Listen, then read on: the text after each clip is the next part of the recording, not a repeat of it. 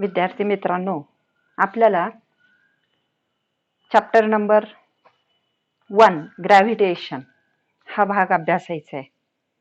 In this chapter gravitation we are going to study some basic concepts or some concepts related with the gravitation, that is the circular motion and centripetal force, Kepler's laws for planetary motion, Newton's universal law of gravitation, Earth's gravitational uh, acceleration, uh, and then a free fall and escape velocity. These concepts related with the gravitation we are going to study in this chapter. Now first we come to the point that gravitation. The gravitation is the force. We know about the force in last standard.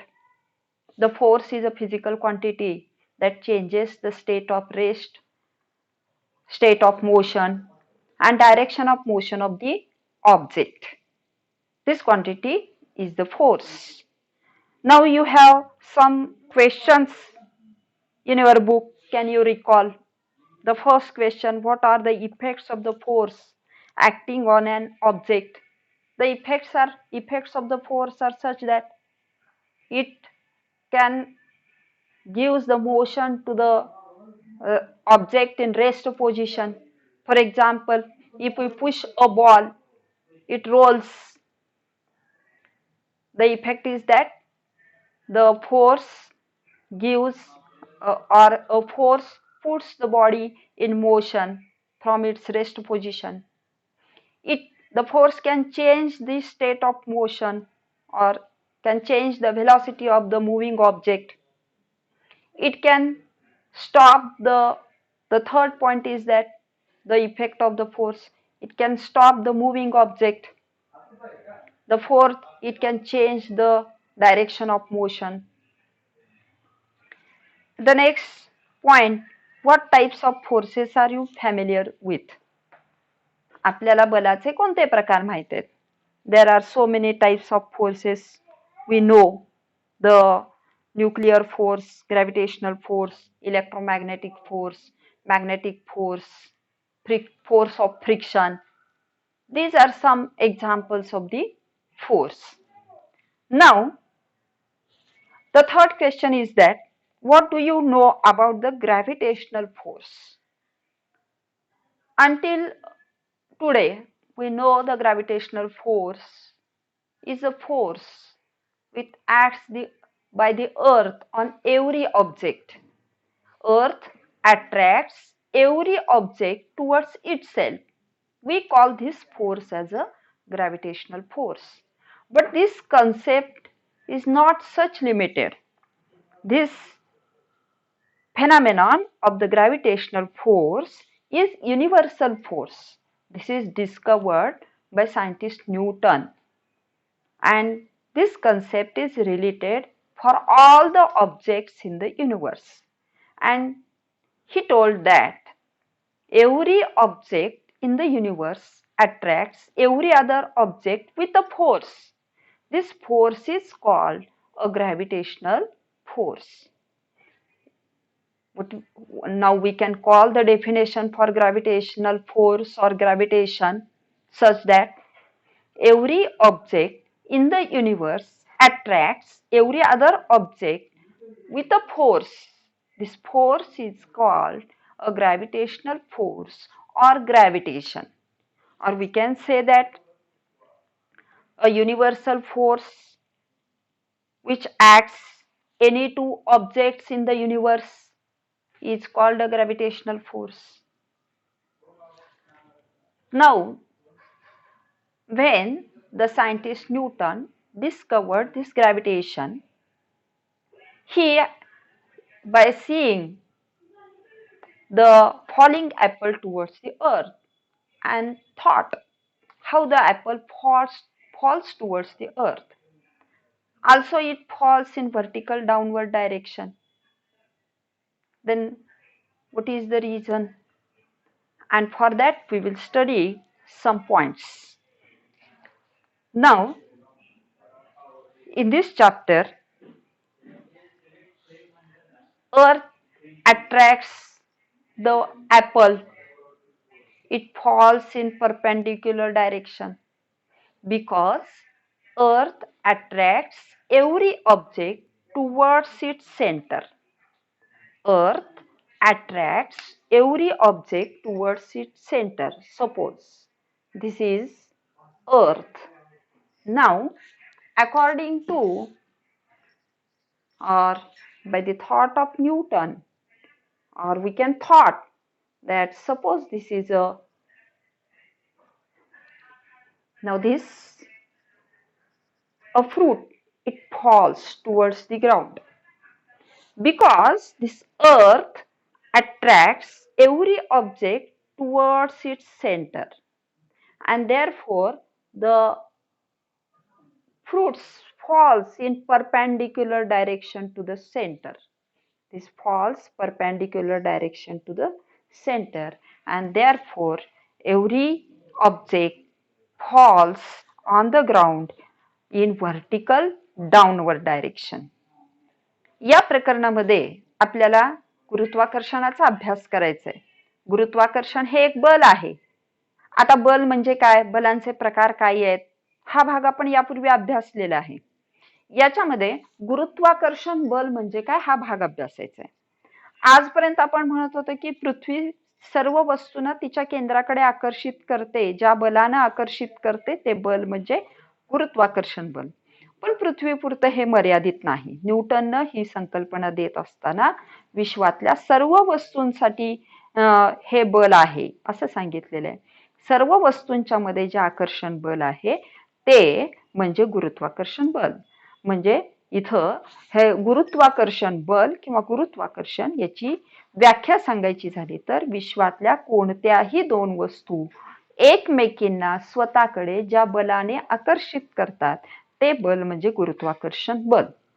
आता याच्यामध्ये पुढचा भाग असा येतो की एक वस्तू दुसऱ्या वस्तूला स्वतःच्या केंद्राकडे आकर्षित करते.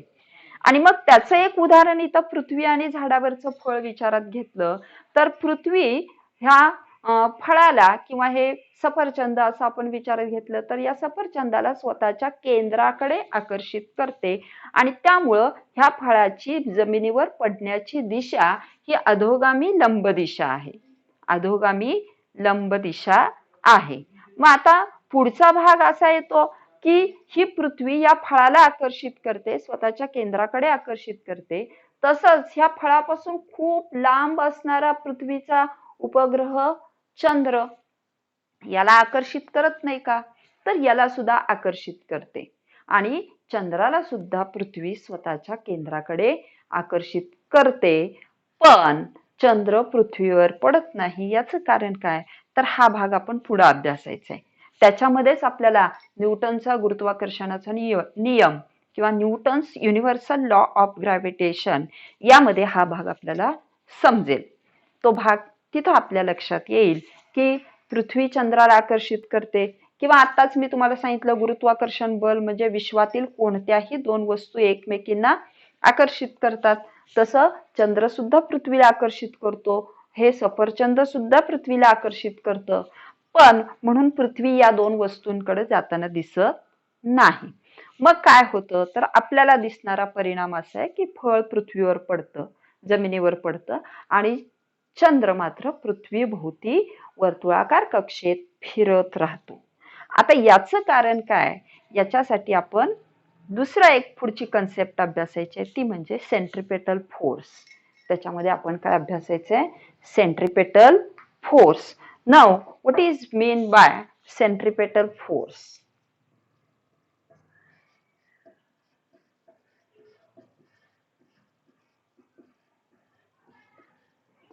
Centripetal force. We have to study. The earth attracts the apple towards its center. Earth also attracts the moon towards itself, its center. But moon does not comes towards the earth. It revolves around the earth. Then what is the reason for that? And for that we have to study one concept again, a centripetal force. The moon revolves around the earth. All the planets revolves around the sun, and the reason for that is a centripetal force.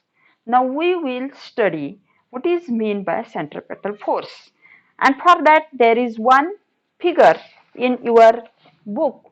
That figure we will study, then you come to know about a centripetal force. In this figure we have seen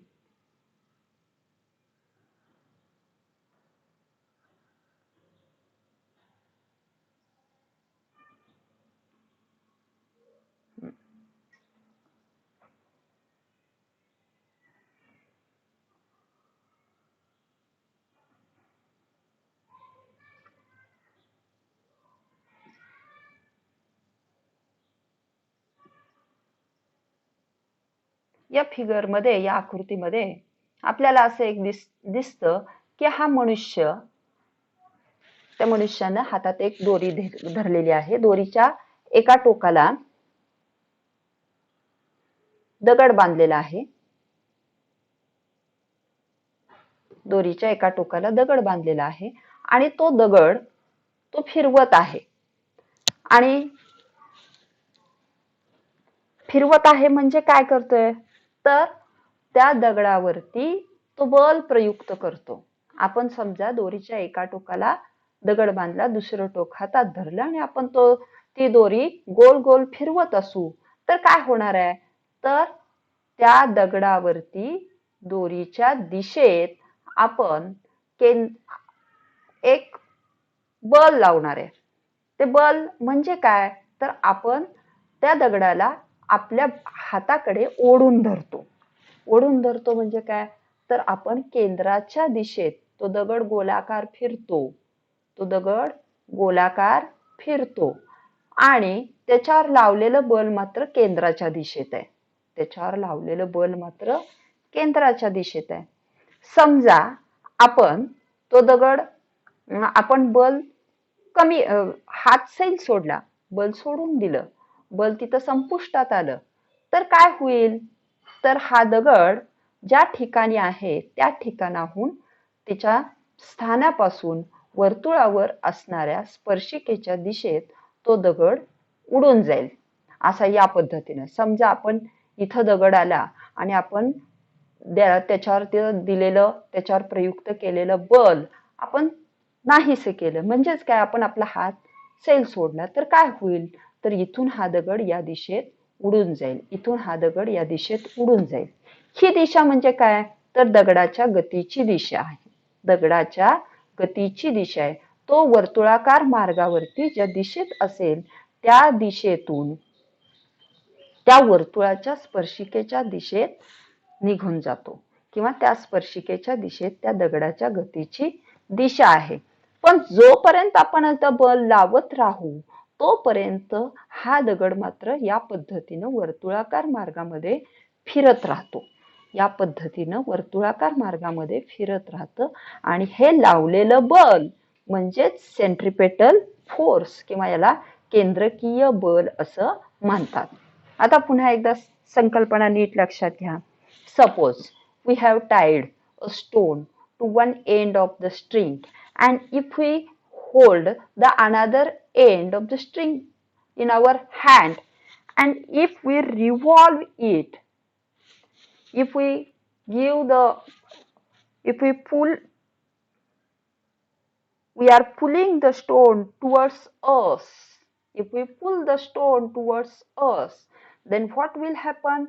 It will revolve around the center. It will revolve in a circular path. If we hold a string and pull the stone towards us, it will revolve around us. That is, it will revolve in a circular path. And if we stop this force, then the stone will fly away in a tangential direction. That is, in the tangent to the circle from the position of that stone on the circular path. Then we can say that this is the direction of the motion of that object moving along the circular path. And from this it is clear that a centripetal force, that is, a force acts on any object. The force acts on any object moving along a circle, and it is directed towards the center of the circle. It is directed towards the center of the circle. This force is called a centripetal force. Now, what is the definition for centripetal force? A force, a force acts on any object moving along a circular path, and it is directed towards the center of the circle. This is called a centripetal force. Due to this centripetal force, the object remains moving in a circular path. That is, for the centripetal force is the cause for a circular motion. This centripetal force is a center-seeking force. Now, we can compare this force with the motion of the planets, with the motion of the moon around the earth, because for the moon to go around the earth, there must be the force which is exerted on moon, and this force must be exerted by earth. This attracts the moon towards itself, and therefore moon revolves around the earth. Suppose आता समजा ह्या दगडाच्या ठिकाणी चंद्र आहे असं समजू, तर इथं काय होईल, तर ह्या सेंट्रिपेटल फोर्स मुळेच चंद्र सुद्धा पृथ्वीभोवती वर्तुळाकार मार्गामध्ये फिरत राहतो. म्हणजे कसं, तर चंद्रासाठी चंद्राच्या केंद्रस्थानीच्या चंद्रावरती प्रयुक्त करणारं बल कोण प्रयुक्त करतं, तर पृथ्वी. पृथ्वी चंद्रावर स्वतःच्या केंद्राच्या दिशेत बल प्रयुक्त करते, आणि त्यामुळे चंद्र हा पृथ्वीभोवती वर्तुळाकार मार्गात फिरत राहतो. चंद्र त्यावेळी पृथ्वीभोवती वर्तुळाकार मार्गात फिरत राहतो. हे केंद्रकीय बल पृथ्वीकडून चंद्रापर्यंत अव्याहतपणे प्रयुक्त होत राहतं, म्हणून चंद्र पृथ्वीभोवती विशिष्ट कक्षेमध्ये फिरत राहतो. आणि याच पद्धतीनं सूर्य हा सौरमालेच्या केंद्रस्थानी आहे, आणि सूर्य हा सर्व ग्रहांवरती याच पद्धतीनं सेंट्रिपेटल फोर्स प्रयुक्त करत राहतो, म्हणून सगळे ग्रह पृथ्वी ही सूर्याभोवती परिभ्रमण करत राहतात, सूर्याभोवती परिभ्रमण करत असतात. म्हणून पुन्हा एकदा सेंट्रिपेटल फोर्सच्या बाबतीत आपण पुन्हा एकदा डेफिनेशन सांगूया. A force acts on any object moving along a circle, and it is directed towards the center of the circle. This force is called centripetal force. For example, the moon revolves around the earth. All the planets revolve around the sun. All the planets revolve around the sun. This is because of the centripetal force. For the moon to go around the earth, there must be a force which is exerted on moon by the earth, and therefore earth attracts the moon towards its center, and moon revolves around the earth in a circular path. In the same way, sun must be attracting the planets, including the earth, and all these planets, including the earth, revolves around the sun in circular path.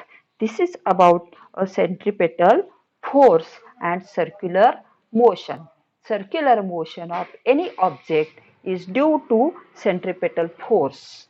And now आता याच्यामध्ये जेव्हा एखादी वस्तू वर्तुळाकार मार्गात फिरत असते, तेव्हा त्या वस्तूवर केंद्रकीय बल प्रयुक्त होत असतं.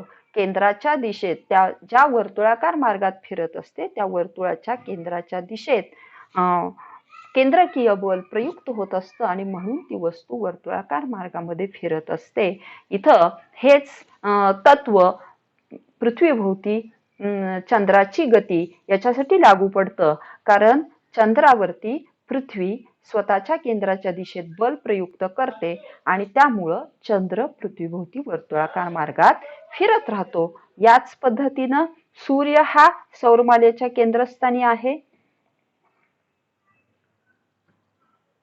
याच पद्धतीनं आपल्याला सूर्याच्या बाबतीत पण सांगता येईल.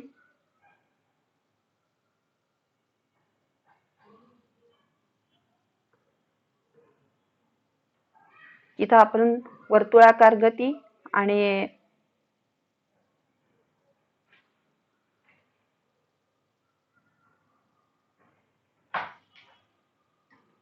इथं आपण वर्तुळाकार गती आणि केंद्रकीय बल याच्याविषयीचा अभ्यास केला. याच्यामध्ये चंद्र पृथ्वीभोवती वर्तुळाकार मार्गात फिरत राहतो. त्याच पद्धतीने सर्व ग्रह हे पृथ्वीभोवती मार्गात फिरत राहतात. याचं कारण केंद्रकीय बल आहे. केंद्रकीय बलामुळे वस्तू त्या वर्तुळाकार मार्गामध्ये फिरत राहते. हे आपल्याला इथं लक्षात आलेलं आहे. आणि याचाच संबंध पुढं न्यूटननं गुरुत्वाकर्षणाचा सिद्धांत देण्यासाठी केलेला आहे.